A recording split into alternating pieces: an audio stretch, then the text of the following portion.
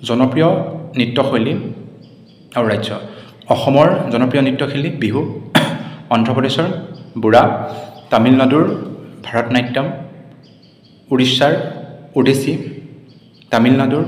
ভাৰতনাট্যম উত্তৰ প্ৰদেশৰ কথক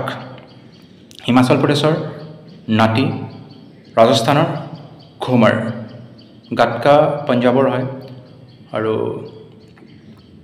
কোনবিধ নৃত্যশৈলী পুৰুষৰ দ্বাৰা সঞ্চালিত কৰা হয় কথাকলি মেঘালয়ৰ লোকনৃত্যৰ নাম কি খান্তুম ৰাফেল অফিচ নামে কোনজন ব্যক্তি পৰিচিত ৰাজা ৰবি শৰ্মা লিটল বুদ্ধা নামৰ ছবিখনৰ পৰিচালক কোন আছিল বাৰ্নাৰ্ডো বাৰ্টালুচি বিদ্যাশংকৰ মন্দিৰ ক'ত অৱস্থিত কৰ্ণাটকত অৱস্থিত ৰজাৰাণী মন্দিৰ ক'ত অৱস্থিত উৰিষ্যাত অৱস্থিত ভীমেশ্বৰ মন্দিৰ ক'ত অৱস্থিত অন্ধ্ৰপ্ৰদেশ আৰু কান্দাৰিয়া মহাদেৱ মন্দিৰ ক'ত অৱস্থিত মধ্যপ্ৰদেশ ৰাগ কল্পদ্ৰুমৰ ৰচয়িতা কোন আছিল কৃষ্ণানন্দ দাস নটৰাজ অৰ্থাৎ নৃত্যৰ অধিপতি এই ছবিখন কোন কালৰ উৎকৃষ্ট ছবি চোলা কোনটো নাচ একক অভিনয় চৰিত মোহিনীত্তম গেটৱে অফ ইণ্ডিয়া বুলি কাক কোৱা হয় মুম্বাই ইণ্ডিয়া গেট ক'ত অৱস্থিত দিল্লী চাৰমিনাৰ ক'ত আছে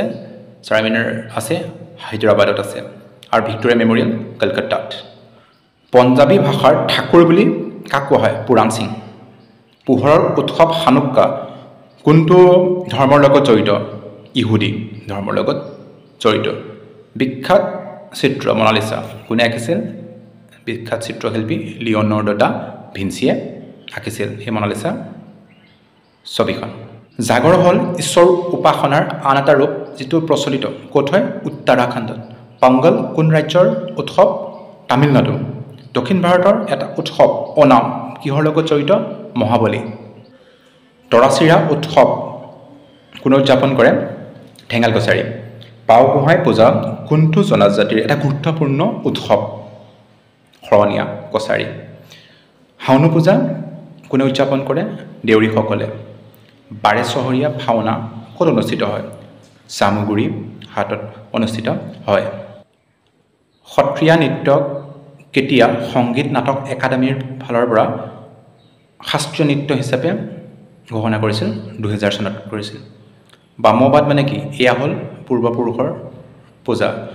বহুৱা নৃত্য ক'ৰ এক পৰম্পৰাগত অনুষ্ঠান সোণোৱাল কছাৰীসকলৰ আছিল অসমৰ প্ৰথম দৈনিক বাতৰিখনৰ নাম কি আছিল দৈনিক বাতৰি আছিল উমাচল শিলৰ গুহা ক'ত আছে গুৱাহাটীত